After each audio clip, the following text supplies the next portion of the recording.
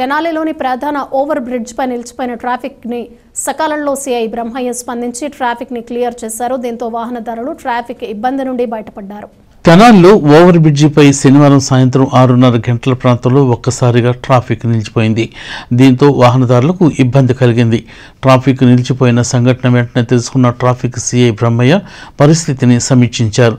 చెంచిపేట నుంచి సిమెంట్ కలిపిన లారీ టౌన్లోకి వస్తున్న సమయంలో బ్రేక్ డౌన్ అవడంతో డ్రైవర్ నిలిపివేశాడు.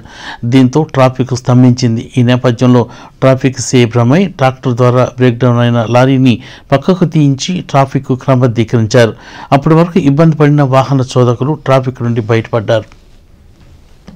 ఫ్లైఓవర్ పైన సిమెంట్ కలిపే లారీ ఆగిపోవడం వల్ల బ్రేక్ డౌన్ అవడం వల్ల ఫ్లైఓవర్ మీద ట్రాఫిక్ ఆగింది. వెంటనే సమాచారం వచ్చి మేము అన్నీ అటు ఇటు దాన్ని వేరే ట్రాక్టర్తో ముందుకు లాగిచ్చేసి క్లియర్ చేసి పంపించేస్తాం. అది వచ్చి మన తెనాలి టౌన్లోకి వస్తుంది. చెంచుపేట నుంచి తెనాలి టౌన్లోకి వస్తుంది. దాన్ని మా స్టాఫ్ మేము అందరము క్లియర్ చేసి పంపించాం. ఎట్లాంటి వాహనాలకు ఎట్లాంటి ఇబ్బంది లేకుండా పంపించేస్తాం.